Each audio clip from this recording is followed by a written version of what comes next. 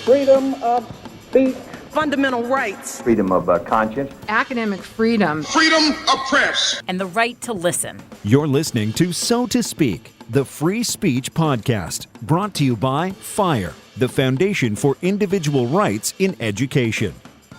Okay, welcome back to So to Speak, the free speech podcast, where every other week we take an uncensored look at the world of free expression through personal stories and candid conversations. I am your host, Nico Perino, and a quick note before we begin today's episode. We are coming up on the 100th episode of So to Speak. It's hard to believe. We started this podcast back in April or May of 2016, and we've been publishing every other week for 3.5 years since. So I want to do something special for the 100th episode of So to Speak. And to do so, I've assembled a distinguished panel of past popular So to Speak guests to address the state of free speech in America today and how it compares to decades ago or even a couple of years ago. Where do things stand? Are they getting better? Are they getting worse? Is it a mixed bag? So who's on this panel? Well, Jonathan Rauch of the Brookings Institution. He was our first podcast guest ever back in 2016, and he has agreed to come back on the show. He is also the author of Kindly Inquisitors, which, if you listen to this podcast, you know I think is one of the best books ever written on freedom of expression. It was written in the early 1990s following the fatwa issued against Salman Rushdie for his publication of the Satanic Verses. So Jonathan Rauch will be joining us. Also joining us for the 100th episode of the podcast will be Nadine Strawson. She is a recurring guest on the show, of course, and the former president of the American Civil Liberties Union and current professor at New York Law School. Joining them will be Bob Korn-Revere. He is a partner at Davis Wright Tremaine and a recurring guest on the podcast. And of course, rounding out the panel, we couldn't do it without him, is my boss and the president and CEO of the Foundation for Individual Rights in Education, Greg Lukianoff. So we will be getting together on December 4th between 3 and 5 p.m. at FIRE's DC headquarters to record this episode about the state of free expression in America. And we are going to try and live stream the episode. So stay tuned to So to Speak's social media accounts on Twitter and Facebook, where I'll be making announcements about the live stream, and you'll probably be able to find links, or should be able to find links to the live stream there if we are able to do it. But we are also considering doing an in-studio audience at FIRE's DC headquarters, a very small one. This isn't a sure thing yet. Again, the recording would be December 4th between 3 and 5 p.m. at our DC headquarters. If you're interested in attending a possible in-studio recording of So to Speak at that time, please shoot me an email at sotospeak@thefire.org. Again, that is sotospeak@thefire.org. Let me know you're interested, and if there is enough interest, we will try to make it happen. Again, this podcast is going to be recorded on December 4th for a possible live stream, possible in-studio audience, but it will be published through our normal channels. So through your podcast feed, if you use Google Play or Apple Podcasts, you will get it there on December 12th, which is our regularly scheduled time for the podcasts every other Thursday. So stay tuned for more information about that. Okay, now on to today's episode. We are speaking with Professor Timothy Zick. He is the John Marshall Professor of Government and Citizenship at William & Mary Law School.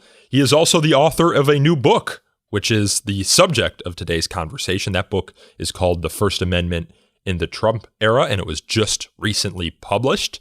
But a little bit more about Professor Timothy Zick before we dive right in. Before he was at William & Mary, he was at St. John's University School of Law, and he got his law degree from Georgetown University Law Center, where he graduated at the top of his class. Quite the honor, quite the accomplishment. But before he was at Georgetown University Law Center, he got his bachelor's degree from my alma mater, Indiana University in Bloomington, Indiana, a place that both of us, as you will hear, hold very dearly. So, without further ado, let's jump right in with Professor Timothy Zick. Professor, welcome to the show. Thanks for having me on.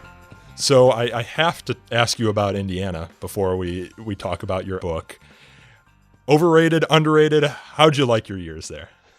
Oh, I love my years in Bloomington. I think, if anything, it's underrated.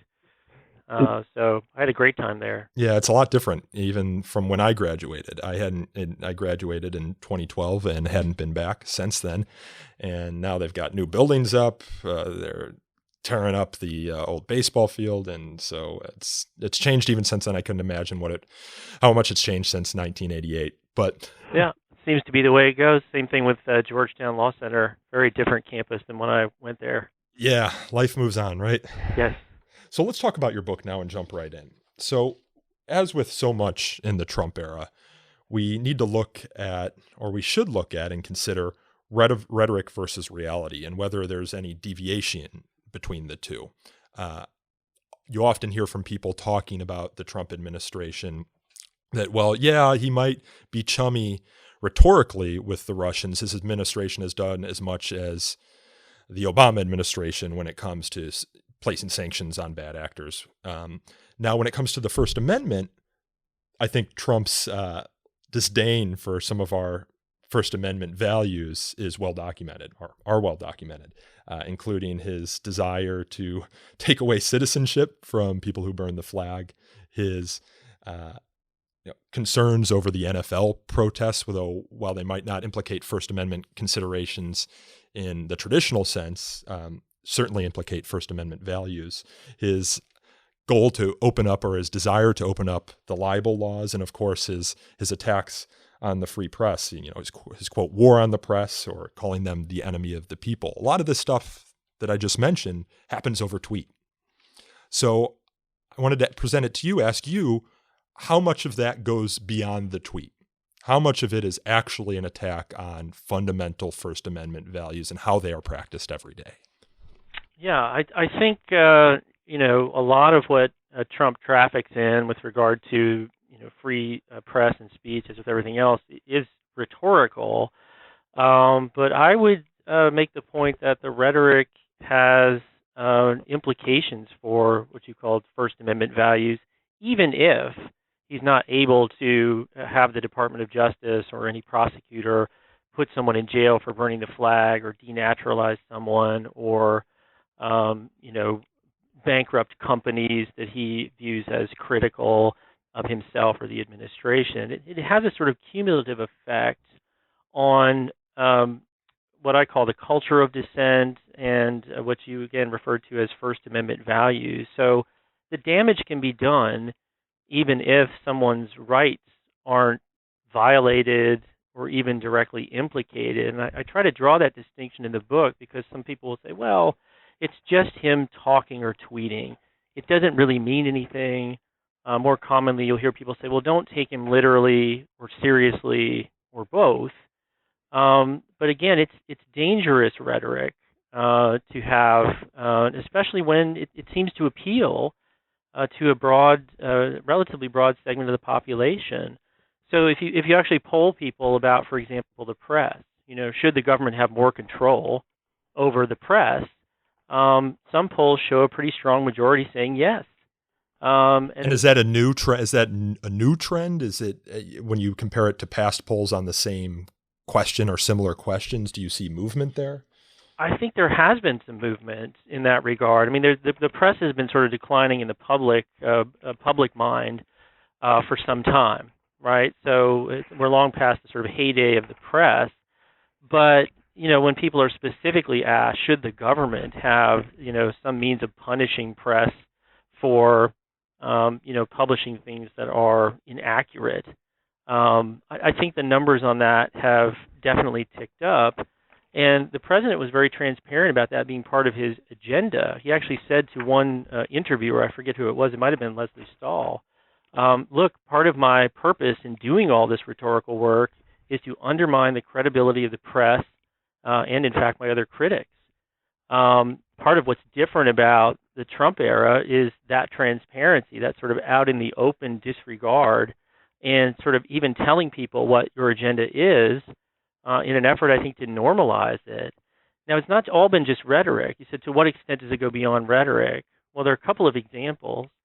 The administration has pulled the press credentials, as you likely know, yes, of at least two people, seemingly based on their critical coverage of the administration. Now, you may not have a right to have a press pass, But once that's provided, you have some right, the courts have said, to due process with regard to its revocation, and maybe even First Amendment rights, although the courts that have addressed it haven't yet gone so far. And the other example is, he blocked several critics from his Twitter page. And the Court of Appeals in New York said that violates the First Amendment rights of your critics.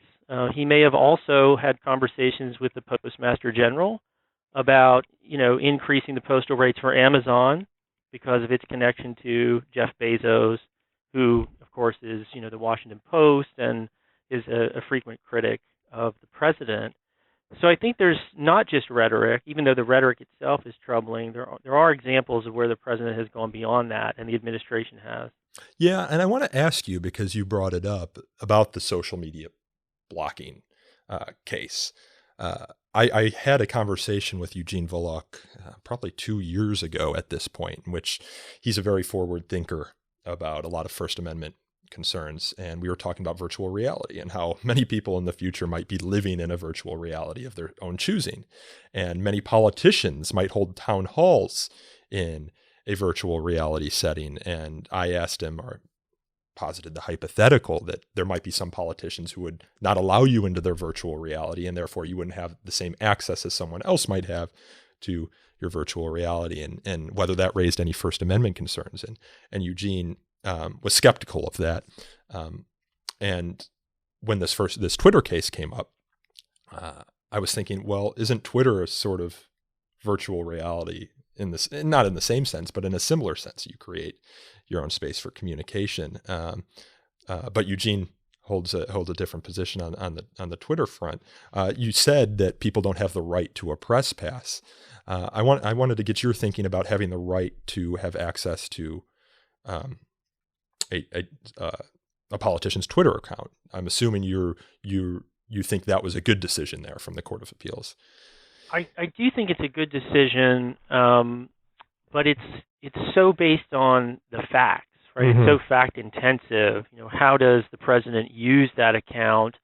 What standards is he applying to block people from it? Is it even a government account? I mean, Trump had the account before he was even a candidate for the presidency, much less the president-elect. And so, like many things in that context where you have questions about, well, what's a public forum? Is this under governmental control? And you have a whole chapter about that in your book. I do, yeah. And I think, this is sort of, as the Supreme Court itself has said, the modern public square. It says, well, it's still important to have these open spaces out in public where people can protest, but increasingly, this is where people gather, this is where they speak, and I think there's, of course, some truth to that. But for the very specific facts of, Trump's use of his Twitter account to sort of promote public policy, to announce hirings and firings, to do all of those things, it would be a much more difficult case to demonstrate that your First Amendment rights had been violated. But he really did seem to open up this space, and if you accept that it's controlled by a government official, he then excluded people solely because he didn't like what they had to say about him or his policies. Now, I think where Gene Volok's coming from, if you did the same thing and you set up a campaign rally, right? You rented a space, for example, and had a campaign rally, couldn't you exclude people from attending, or couldn't you have some requirements for getting into that event? And I think that's a tricky question. And I think, it's very fact intensive and very fact dependent. I think there was just something so unique about the way this president uses social media, the way he controls access to it, and I think a fair amount of just judicial offense at a public official who just could not engage with citizens simply because he just found what they said offensive or overly critical.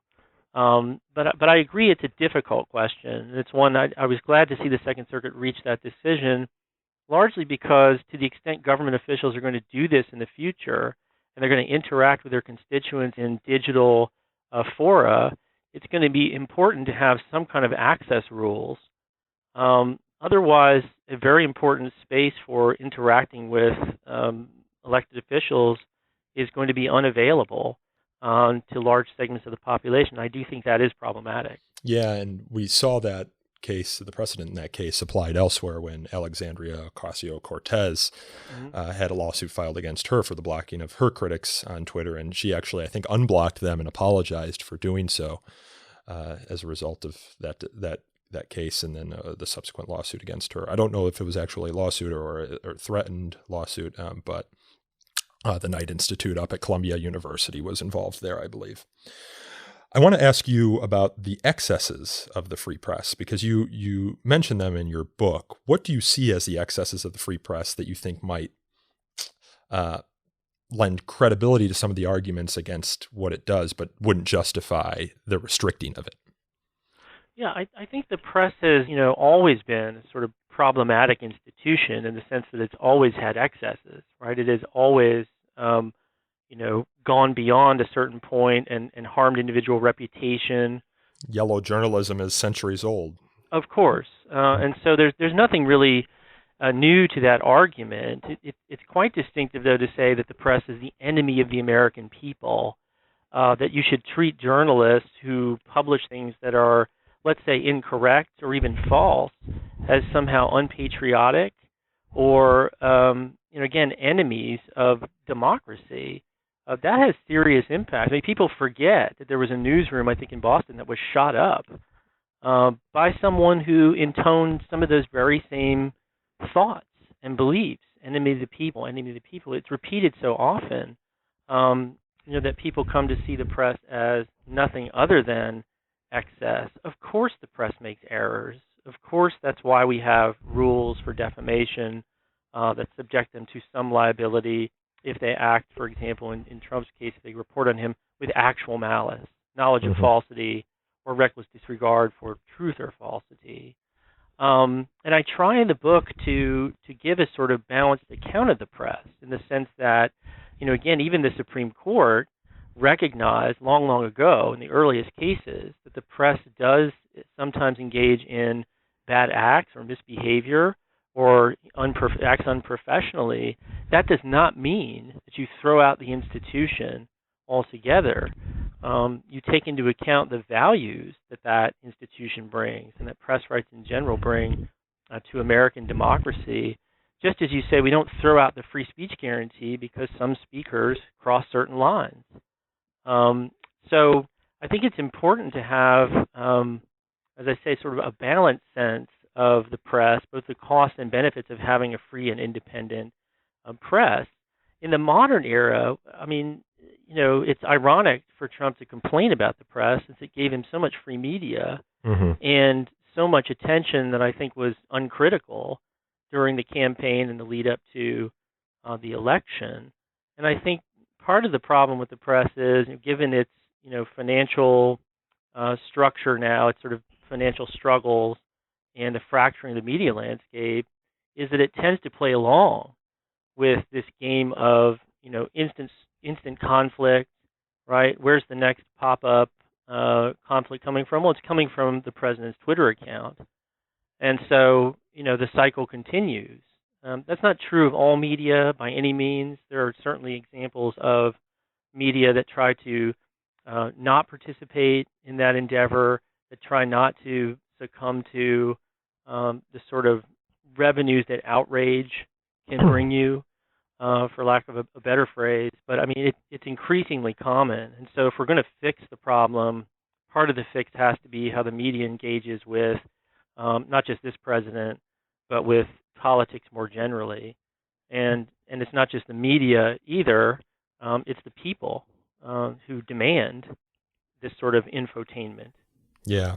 I want to turn now to libel and defamation because, as I mentioned earlier, the president talks about opening up the libel laws. And I'm actually watching a Netflix documentary about President Donald Trump's career as a businessman going back to the 70s.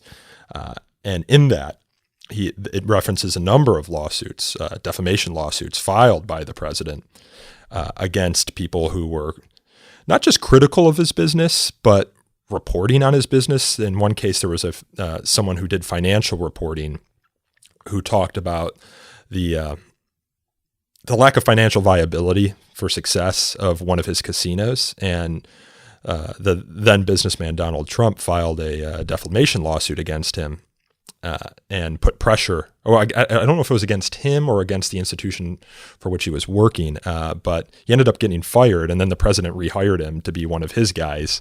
It was a very odd turn of events, but it suggests a comfortableness with trying to use defamation lawsuits, even if you're not successful, and using them as a kind of a weapon to silence people. I wanted to get your take as to whether there's any teeth in that case aside from the rhetoric, or whether the rhetoric might bleed into some reality. I see there's a movement within conservative circles now to roll back New York Times versus Sullivan. I don't know if that's new, but it's definitely something I'm hearing more about in recent years. Yeah, I mean, it's an old playbook, using civil defamation laws and criminal ones too, when those were more prominent, to silence critics. And you can look back further, but you can certainly look to the civil rights era, when Southern officials routinely filed defamation lawsuits against reporters, typically from the North, who tried to report on the civil rights movement and the reaction to it in Southern locations. And a lot of those lawsuits were, frankly, successful before Times versus Sullivan, as you mentioned, in silencing critics by imposing, large civil damage awards, punitive damages that the speaker or the publisher simply could not afford.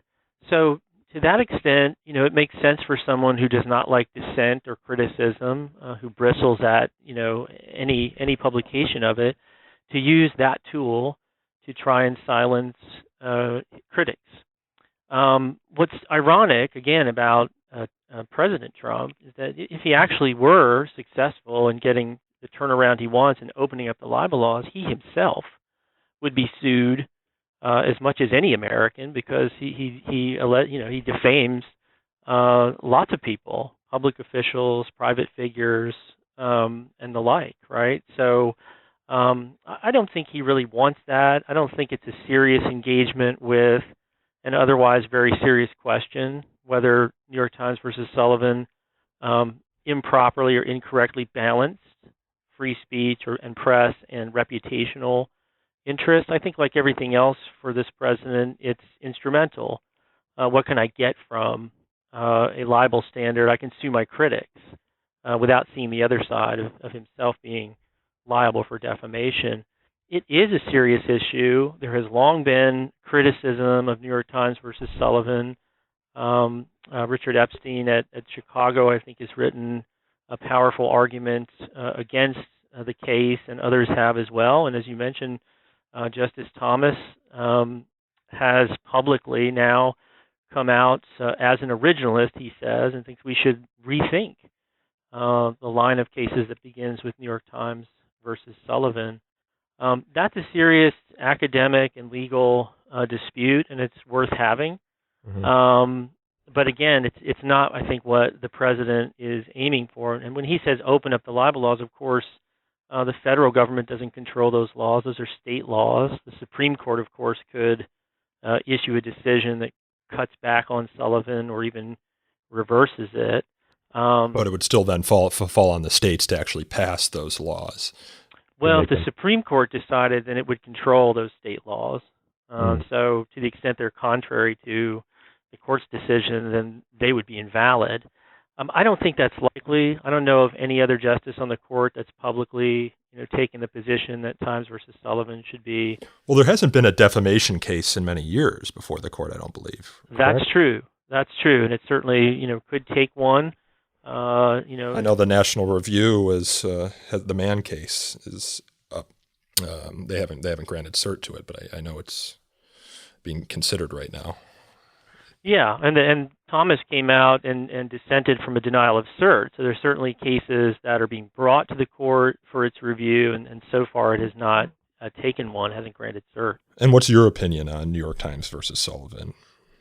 I mean, I think New York Times versus Sullivan is such an iconic decision. It's certainly a product of its time. As I said, the defamation weapon was being used to essentially suppress reporting on the most important movement of the time, which is the civil rights movement. Do I fear that reputational damage is going uncompensated, especially for public officials? I think my concern is a little bit different, and that is it might be deterring people from getting into politics, the level of scrutiny, the extent to which everything about a president or a presidential candidate is deemed newsworthy and of public interest.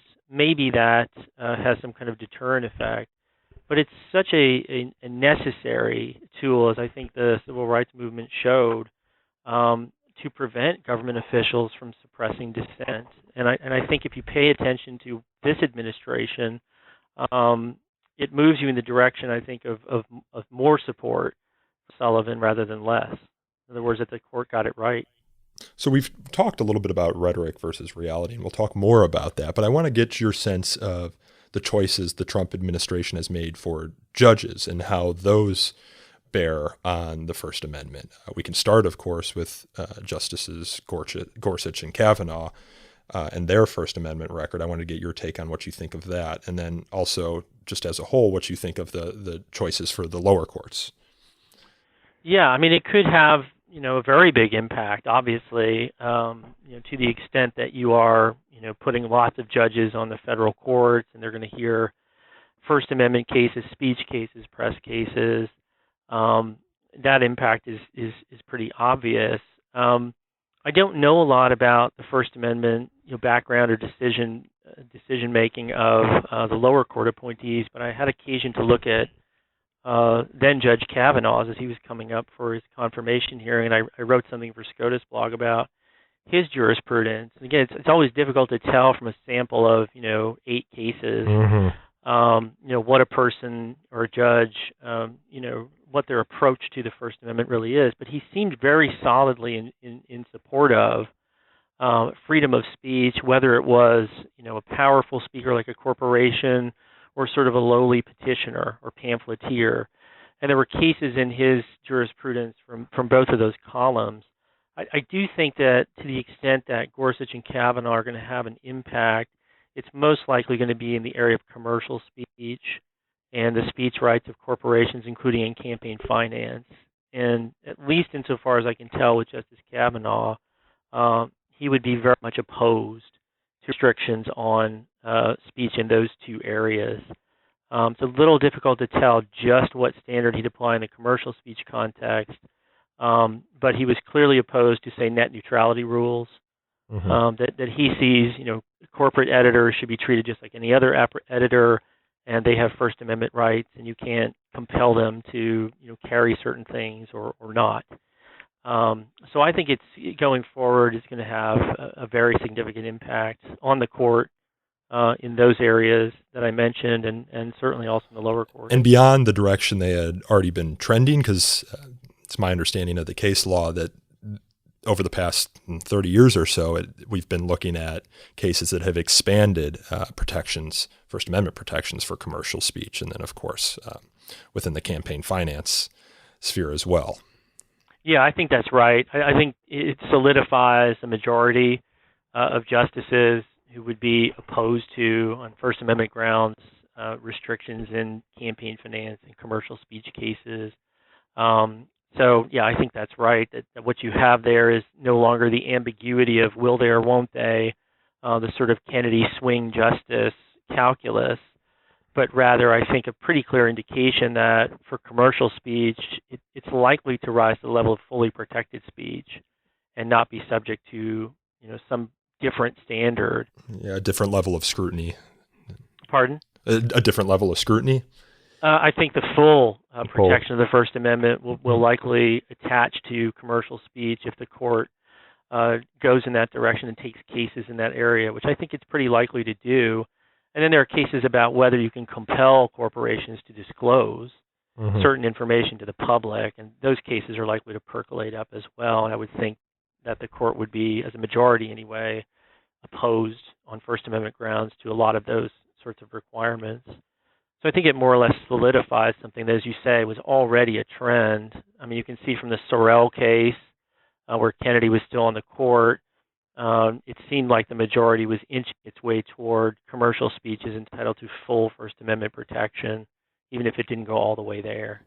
I want to talk now about First Amendment values, which we referenced earlier, and in particular in the context of the NFL protests, the players who took a knee, for example, during the national anthem, or protests in other ways on the field that they would argue was non-disruptive to the actual core purpose of their participation. What sort of damage do you think that President Trump's outspokenness on that issue has done to First Amendment values or to free speech values? And I mean, do you really feel it's a free speech value or First Amendment value? I mean, he sent Mike Pence to, I believe it was an Indianapolis Colts game, I could be wrong about that, to attend for 30 seconds, see the protest on field, and then leave, presumably just to make a statement of it. Right. I mean, I think that episode in its entirety sort of implicates a very core principle that I call in the book anti-orthodoxy. So essentially that means the government lacks the power to compel us to believe something, to exhibit belief in something we don't believe in, to mouth the words the government would like us to mouth, or in this case, to react to a symbol, whether it's the flag or the Pledge of Allegiance or the national anthem, in the way the government demands. And so if you think about that principle, it has deep roots in the compulsion of school children in Barnett to salute the American flag a certain way and to recite the Pledge of Allegiance. The court held that that was invalid under the First Amendment. It first upheld it, and then not too long after that said it's wholly inconsistent with this core principle of anti-orthodoxy. No official, high or petty, the court said, has the power to compel belief with regard to religion, politics, or other matters of public concern. So in the context of, flag burners, the same principle, right? President Trump says we should jail them, we should denaturalize them. You can't protect the flag from dissent in that way and jail people for, in essence, disrespecting or desecrating the flag. The court has said that too in a case called Texas versus Johnson. What people have said to me is, well, the president didn't actually do anything. He didn't actually exert any coercive power over the NFL players. And I mean, to some extent that's true, but he did sort of pressure the owners and make a lot of public statements about the antitrust exemptions, and there's sort of a veiled threat there, maybe even a not so veiled threat. And lo and behold, the policy started to change. So he did step up to a line between, government speech or even the speech of a citizen and using the coercive power of government, which would implicate the First Amendment. But my concern with it is broader than that. It's an example, just one of many, where the president is sort of whipping up the populace to simply not accept that there's more than one way to show patriotism or respect. Mm-hmm. He didn't even, to my mind, even bother to try to understand that it was a social protest. It didn't disrupt the game. You didn't even have to watch it if you didn't want to. And yet we had this sort of vitriolic response after the president weighed in. It became a wedge issue, like everything else in the Trump era. And people started to burn their Nike wear because of Colin Kaepernick's connection to this social protest, equal justice protest. Even burning their shoes while they were still in them. Which doesn't sound safe. No, just sort of collectively losing their mind. And I've always had trouble accessing the objection in the sense that I've had neighbors and people tell me, well, it ruined the game for me. And I say to them, well, how can that be if it didn't disrupt the game? It had nothing to do with the game. It's just the mere fact of, that form of expression is so triggering or so offensive that it shouldn't exist. If people were asked, should that be criminalized? A great many of them might say yes. Yes, I imagine so. I was talking with a family member of mine, my dad. My dad played in the NFL, And we were actually in Scotland at the time having a drink by the golf course. I'm not a golfer, but we were near St. Andrews, so I figured I should give it a whirl. And we were having a drink, and we were talking about this controversy. And his argument was that, well, sports at that level is entertainment. A lot of that is informed by his experience playing in the NFL, and that the national anthem is part of that entertaining experience. It's a very moving part to kind of get the game together, to get people on the same foot, and that the league has a right to control how its, in this case, performers treat that opening number. I disagreed with him about that, but I think if you take his point that it's all entertainment and you're putting on a show and that's an important part of the show, then maybe he has a point. But I think a lot of people like sports for a lot of different reasons, and a lot of people view sports not as entertainment. If it was just entertainment, people probably wouldn't bet on it because the outcome would be determined. But I understand that argument, even if I don't agree with it. I do too, and I have to say, when I'm teaching the First Amendment, if this issue comes up, I always say be careful as to where the First Amendment applies. It doesn't apply to private actors. It doesn't apply to social media. In some sense, you're right.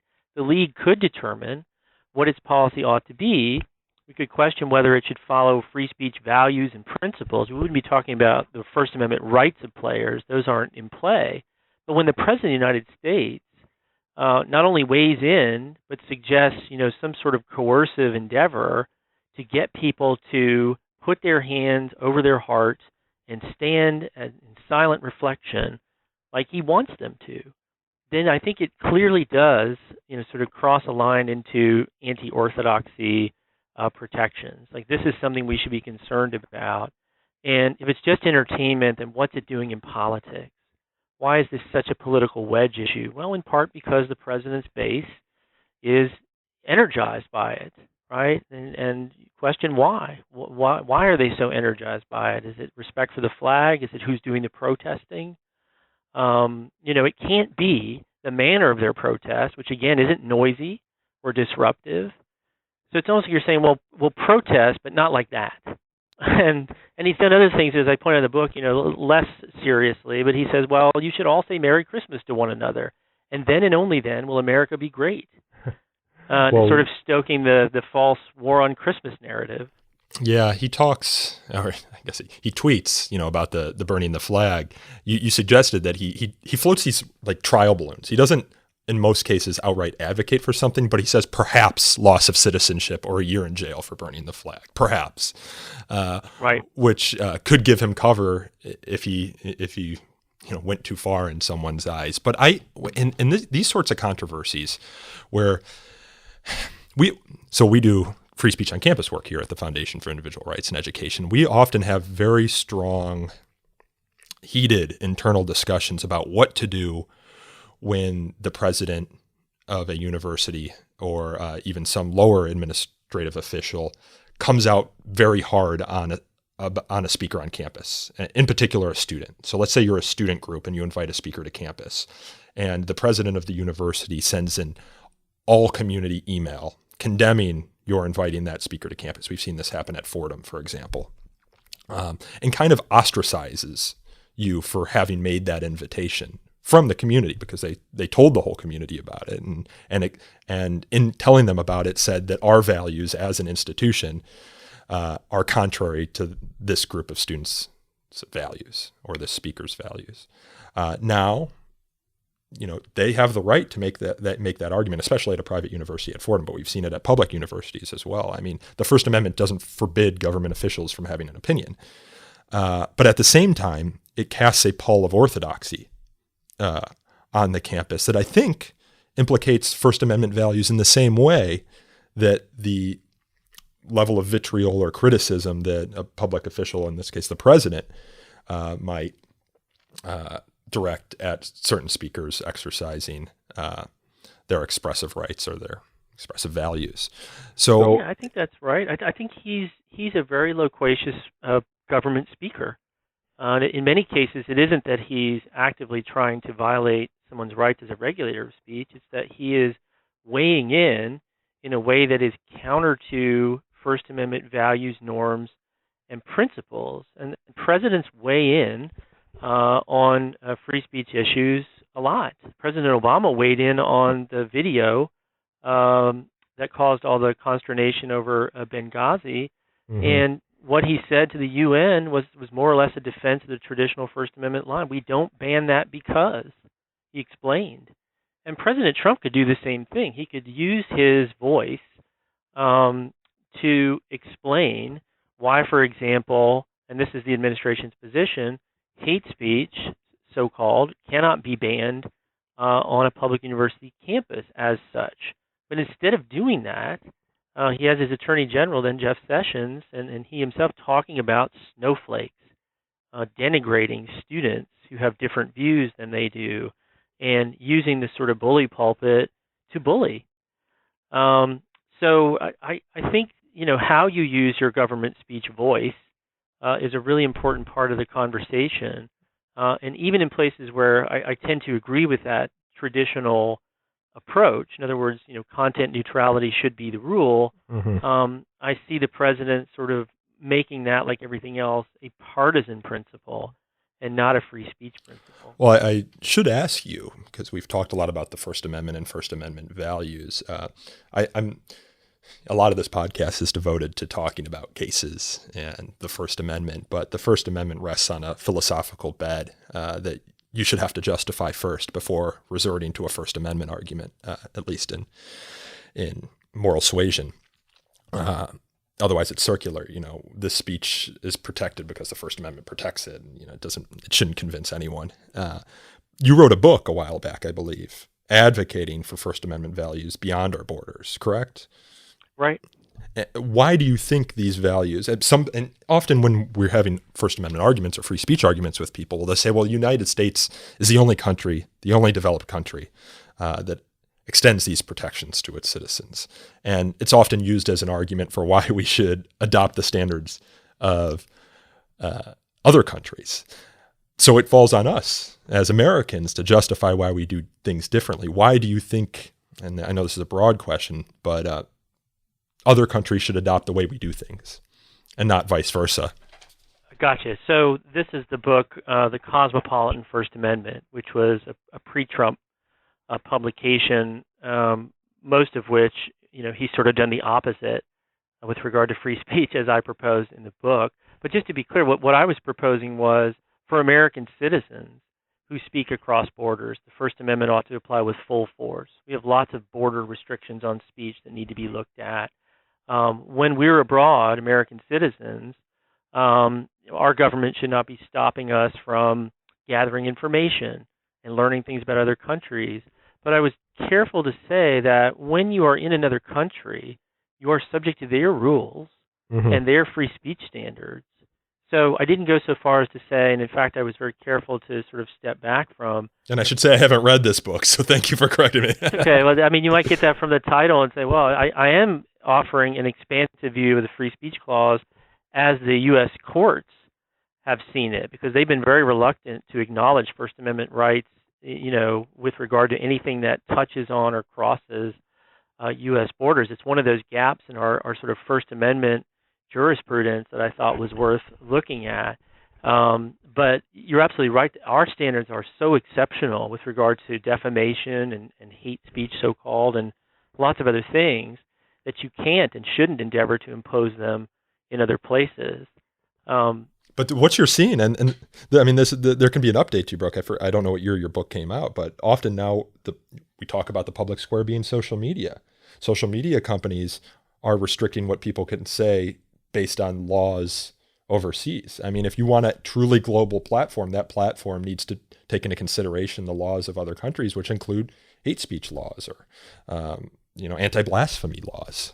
Exactly, and I think that's the place that social media companies find themselves in, and one of the most difficult things to navigate when you have communications technology that's not bound by geography. You have to comply essentially with the laws of all nations. Or the most restrictive one. Or perhaps the most restrictive one. Especially when you're looking at countries like India, which I think forbids, or they can punish profanity And that's a country with many more people than the United States. It's a much bigger market and a very fast developing one at that. Exactly. Right. And so I try to address some of those questions in that book. But my primary, push was to sort of, think about the First Amendment as not stopping at the water's edge, at least for its citizens in a globalized world and a digitized culture. And if I could accomplish just that, I'd be happy. And of course, what I hadn't anticipated is, disinformation campaigns and foreign influence on U.S. domestic elections. So when I go back and read it, I'm like, well, maybe I have to rethink at least some of because I took some more aggressive positions with regard to the speech of foreign nationals and whether or not they should have any say at all in domestic politics.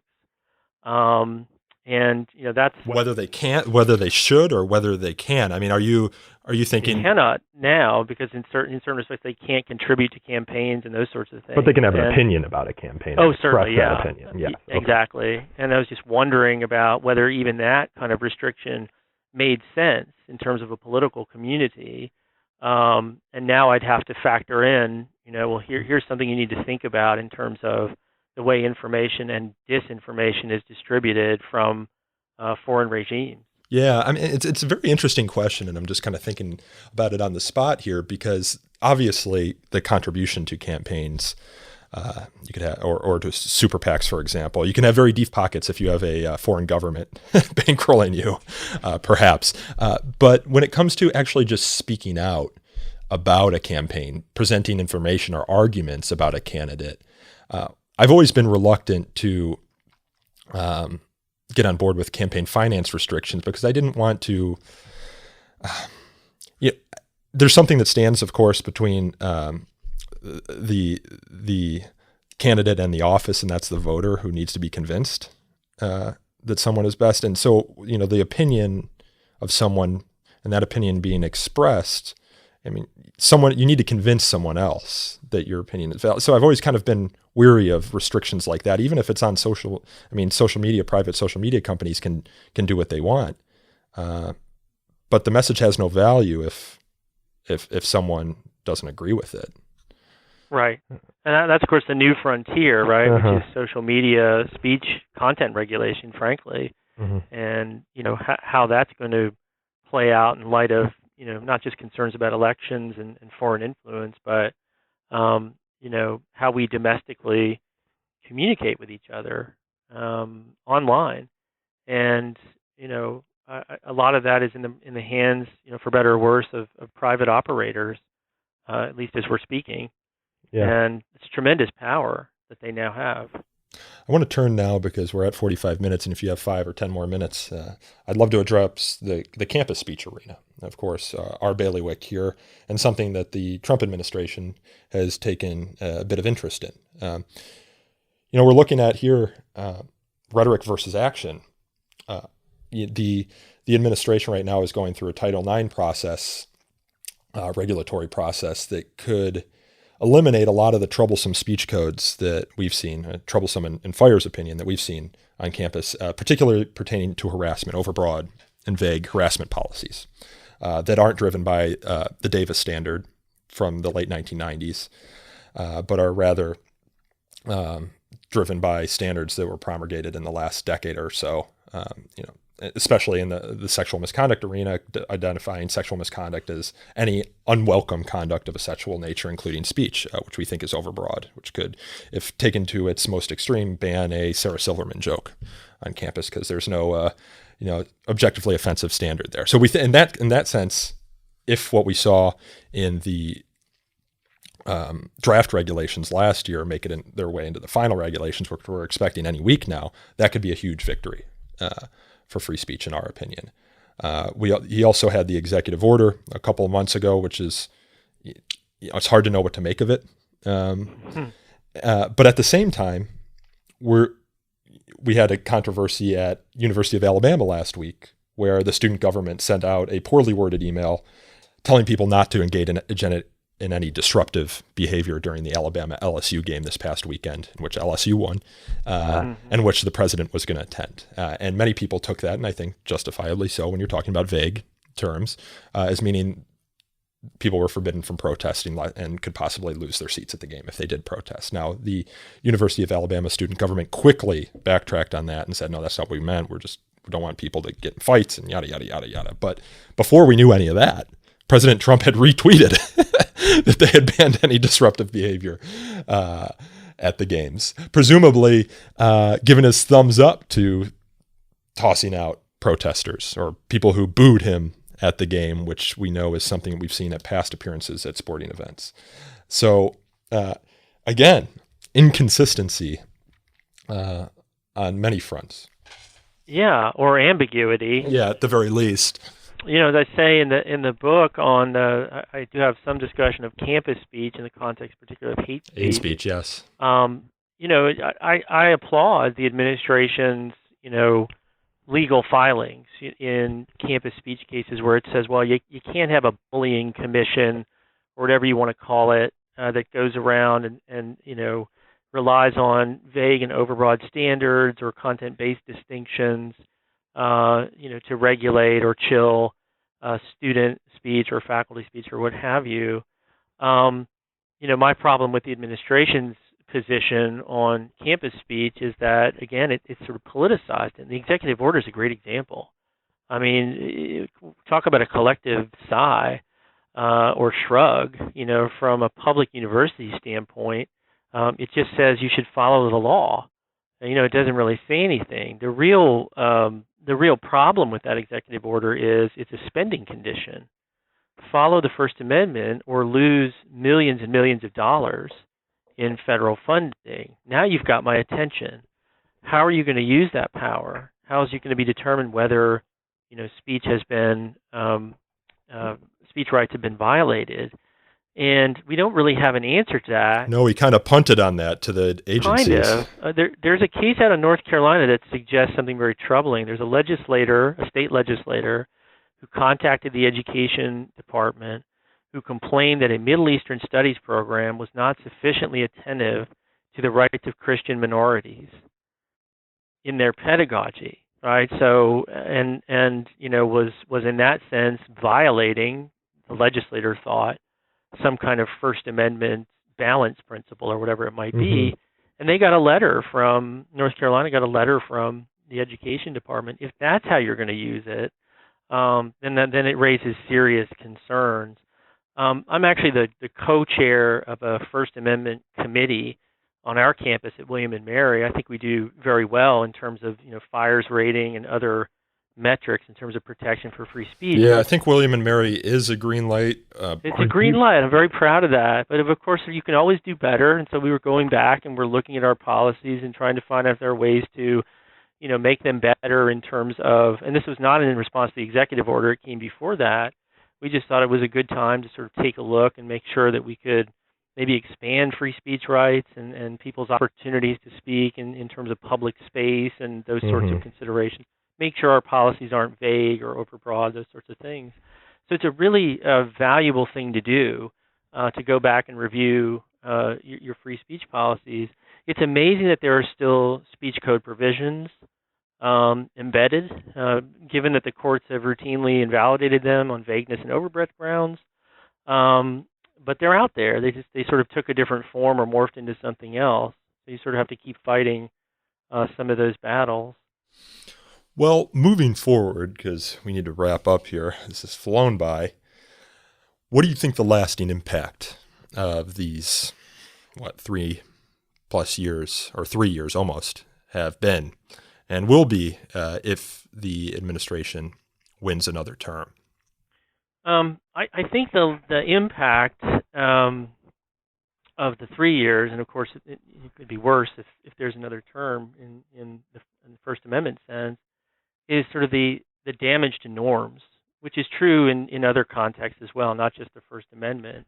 But the notion that you can publicly and transparently in this vitriolic way attack the press and individual reporters, make them subject to potentially hostile actions at political rallies, that you can threaten your critics with the use of executive power, revoke security clearances of prior officials because they criticize you, and threaten lawsuits against your critics, I think all of that cumulatively poses a significant danger of damaging a culture of dissent.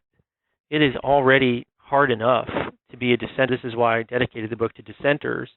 It's difficult work to put yourself out there and be a dissenter. And when you create a climate like this, and not just from the government's perspective, but from the population's perspective, you're just making it increasingly harder to speak up. I am optimistic to the extent that you do still see people doing exactly that. So when the Muslim ban in its first iteration came out, people flooded airports. There have been, March for Life marches. There have been others, since the president was elected. So I think we still do have, some notion that dissent is important, that people are going to continue pushing back. But you wonder about their exhaustion level. A couple of reporters and op-ed personalities have said, well, why don't we see mass public protests in light of the impeachment hearings that are going on now?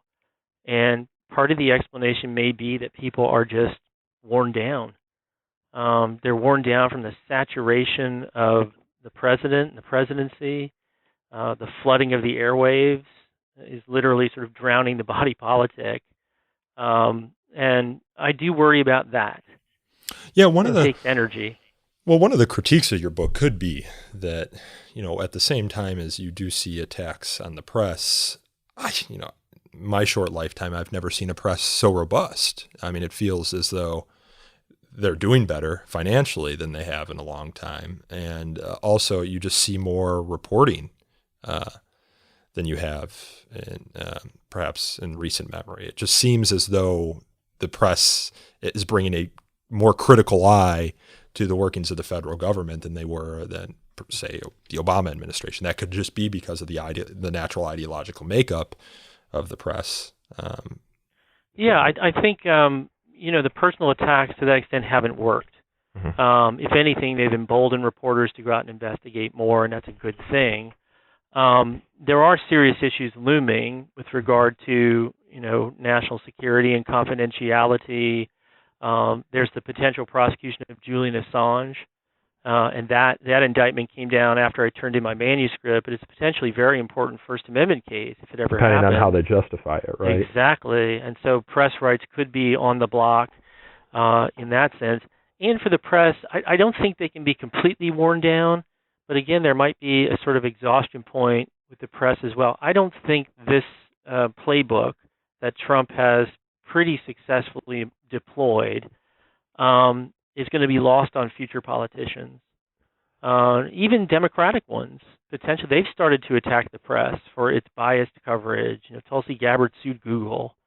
So I think to the extent that this has been even marginally successful, other politicians are going to keep at it. And so I hope the press can withstand it. I take your point that they are financially maybe even better off, at least some of the outlets, in a Trump era.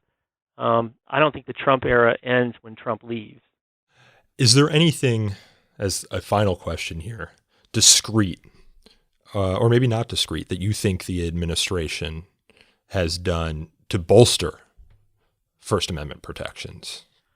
I think I mentioned, their legal filings in the campus speech area. Uh-huh. I guess I would point to that as certainly, at least from one perspective, supporting the speech rights of students. Now, of course, that's a controversial area, and people say, well, yes, but to the damage of quality and dignitary interests on campus. Yeah, we didn't get into the hate speech discussion. We did not. I've really discussed it debate. Dozens of times on this show, but yeah, and so we could talk about that just for a whole show, obviously. But I guess I would point to that in an effort to sort of find something, like you said, discreet, and maybe looking back on this, years hence, it could be that it created a more robust culture of dissent. Because people, resisted and persisted and kept at it and kept filling the streets and protesting. I mean, if you look at how the Affordable Care Act episode went down, the likelihood is that without those public outbursts, they might have repealed it. And so there is still power in dissent, and not just on social media, but in real places.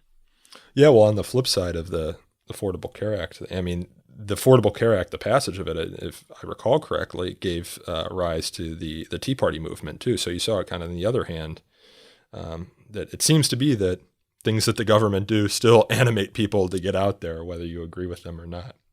So, Professor Timothy Zick, thank you so much for coming on the show. Again, the book is The First Amendment in the Trump Era, and it is out now, correct? Correct. Thank you for having me. Yeah, I really appreciate it. This podcast is hosted and produced and recorded by me, Nico Perino, and edited by my colleague, Aaron Reese. You can learn more about So to Speak by following us on Twitter at twitter.com/freespeechtalk or liking us on Facebook at facebook.com/So to Speak podcast. As always, we take feedback at so to speak at thefire.org. And if you're interested in attending that live recording of our 100th episode here in Washington, D.C., I believe it'll be between 3 and 5 p.m. on December 4th. Please shoot me an email at so to speak at thefire.org, and I will let you know if we are doing a live in-studio audience and put you down on the list. If you enjoyed this episode, however, you can consider leaving us a review on Apple Podcasts or Google Play. Those reviews help us attract new listeners to the show. And as always, until next time, thanks again for listening.